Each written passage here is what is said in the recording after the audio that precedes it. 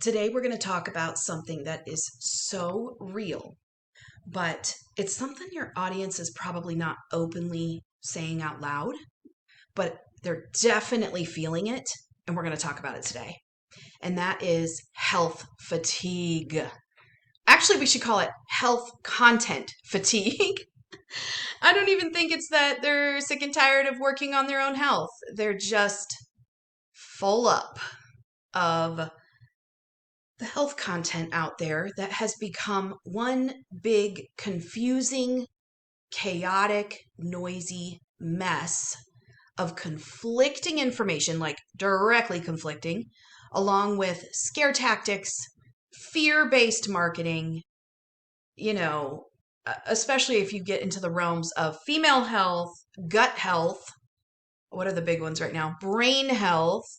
Look, our whole body is all about needing health, right?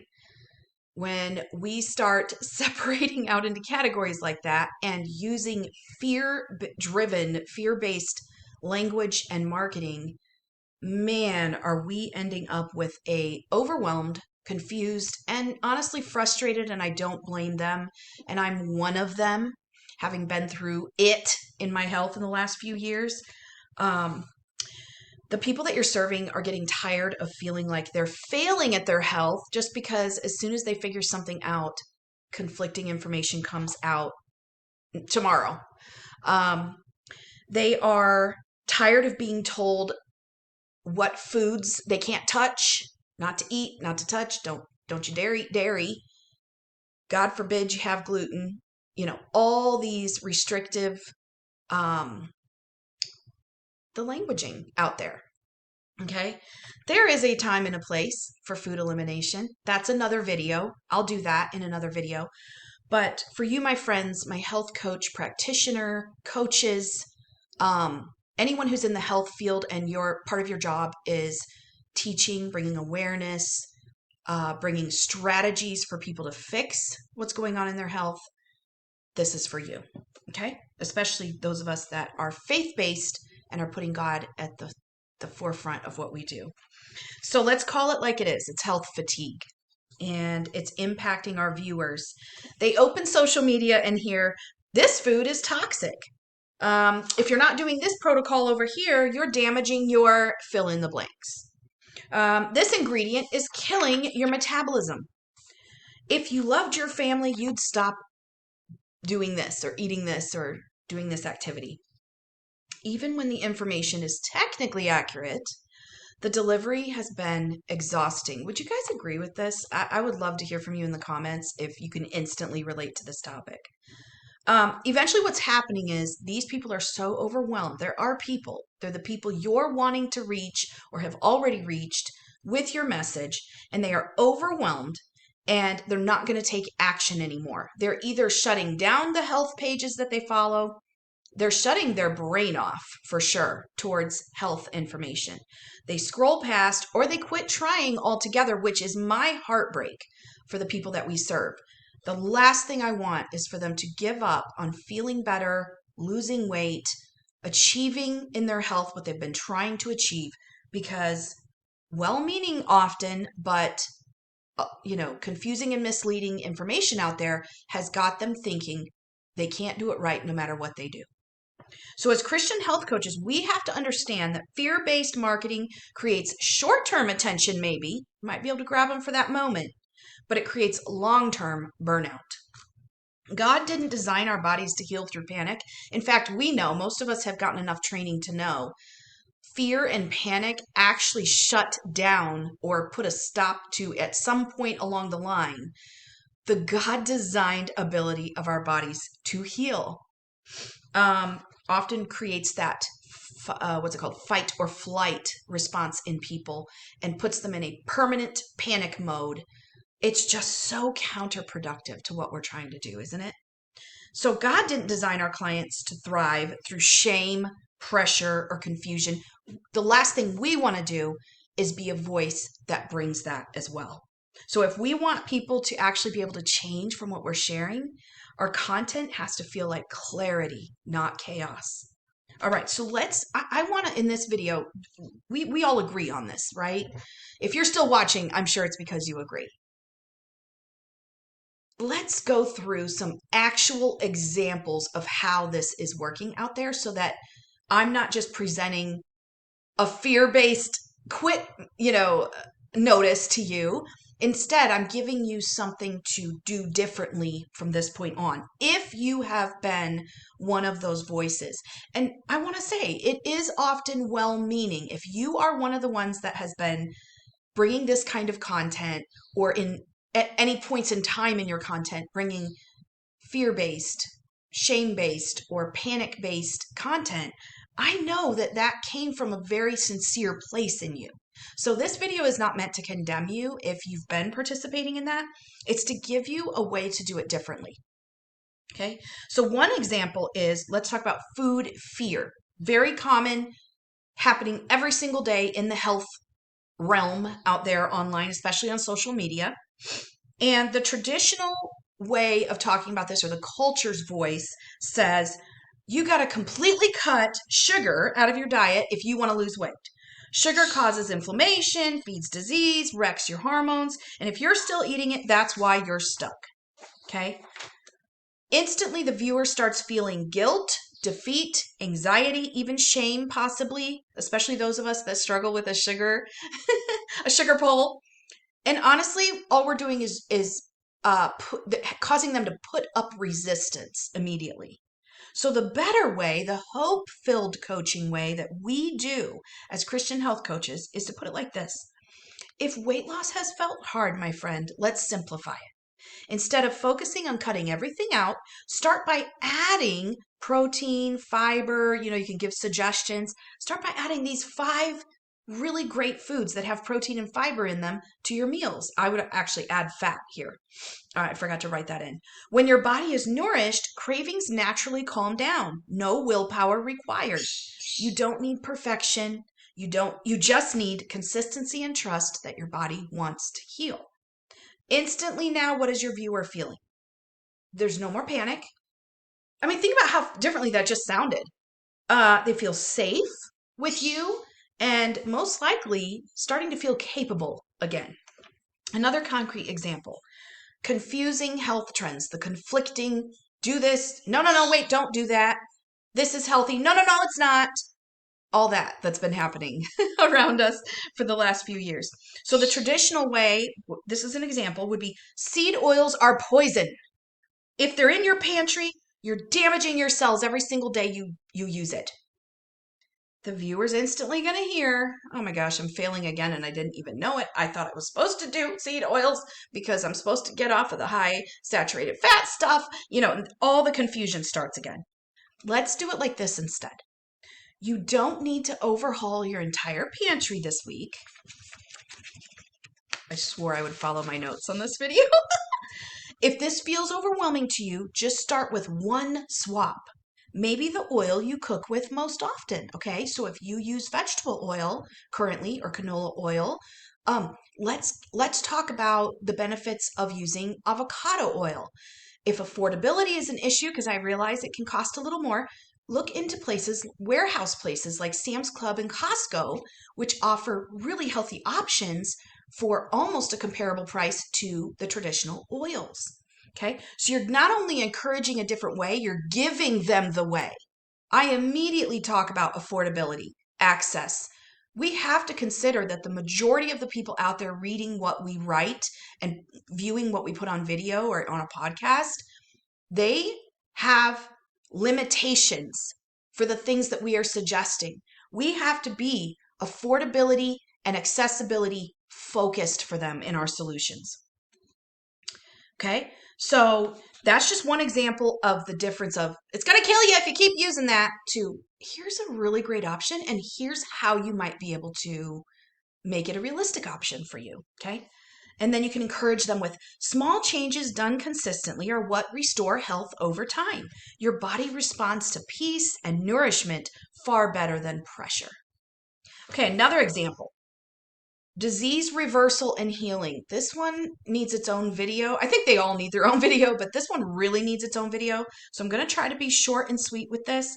But there is a major problem out there with a lot of big promises that don't have the strategy behind it, or they don't have the ongoing accountability with it. Yes, a lot of chronic illnesses can be put into remission. They can be even reversed. Things like diabetes type 2, heart disease, high blood pressure. We can reverse those things. And we do need to speak to that and speak hope to that. But we have to be careful that we're like, you can reverse that. Get off your pharmaceutical. And then we're leaving it at that. Okay. And that is more or less what's been said out there a lot over the years. I've been, reading and watching this stuff for 15 years now, actively, almost daily. And my brain has become an explosive encyclopedia that I never wanted of everyone's opinions about this.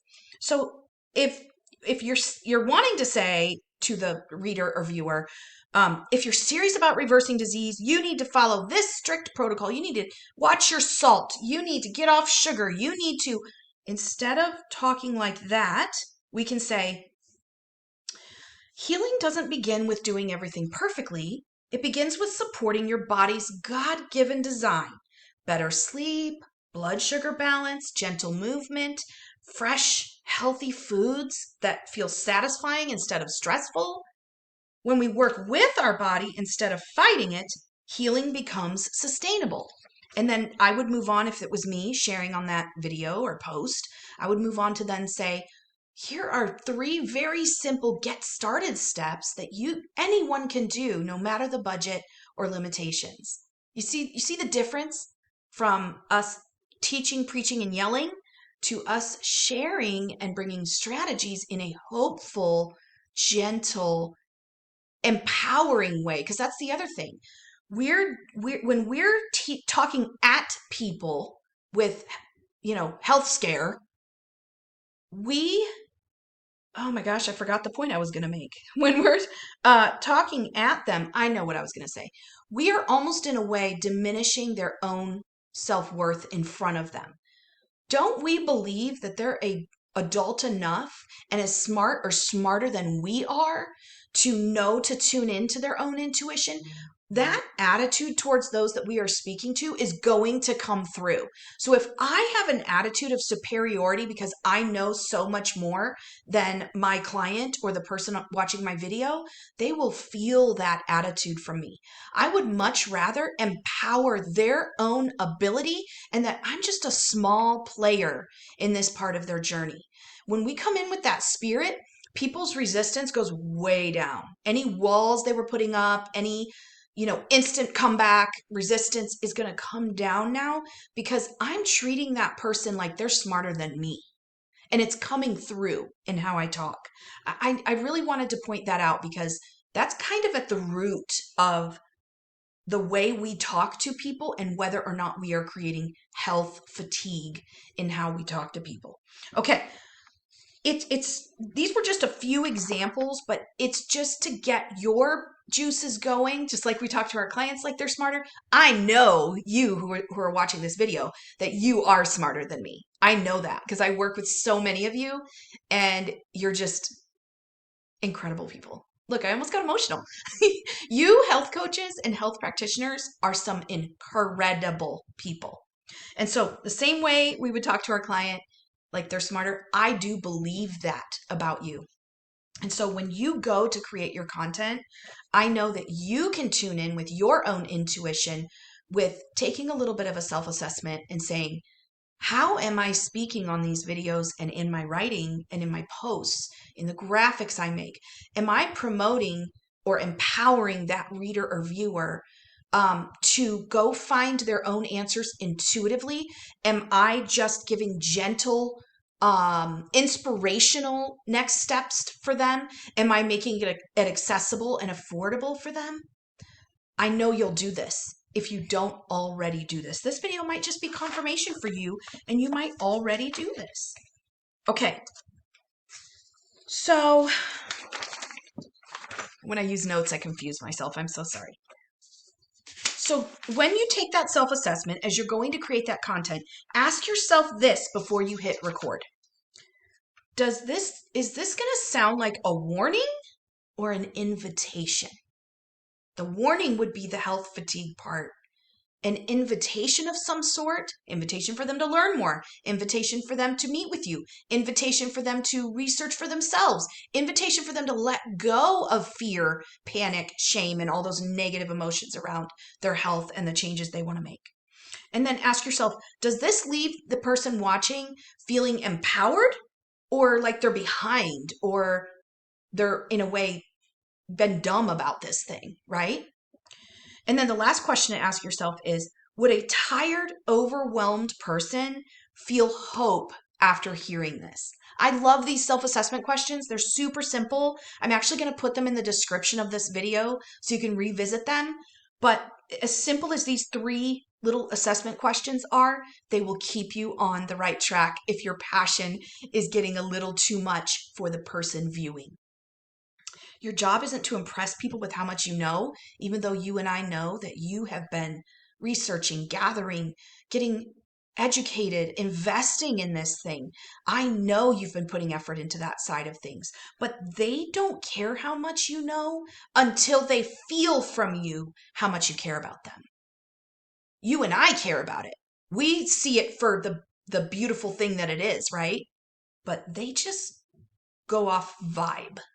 Okay? Especially on a first contact. If your video, post, reel, whatever piece of content you're creating that you're using those assessment questions with, if it's their first time finding you, vibe is everything, let me tell you, as to whether they'll follow you or not.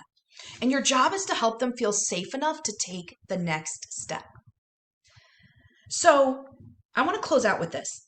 As believers, we also remember 2 Timothy 1:7, which I think is framing the whole thing we just discussed together. For God has not given us a spirit of fear, but of power, love, and a sound mind. We're not to operate in fear, and we're definitely not to put fear in others for the very thing that we want to bring freedom to in their life. Sound minds don't come from panic-driven health advice. They come from truth shared with compassion, patience, and wisdom. And the last thing I want to say to you is let your content, as you're making it for people, let it feel like a deep breath. Let it be simple, hope-filled, non-restrictive. We don't do that around here. And rooted in trust, not fear. When your audience feels understood instead of corrected, they're going to tune in and listen. And they're actually going to follow you to hear more. Then they're going to apply. And that's the whole purpose of what we're doing. Real transformation will follow when they do. I hope this helps you as you sit down to make your content and bring your message to the world, which is what we're doing here. I'm so proud of you. Join me in the next video. I'm going to get into the REST framework, R-E-S-T. It's an acronym. And it's a framework I'm going to give you. It's going to be a very short, simple video that you can use to kind of go deeper on this health fatigue topic with your content creation and with your clients. I'm excited to bring that to you in the next video. Join me there, and I'll see you then.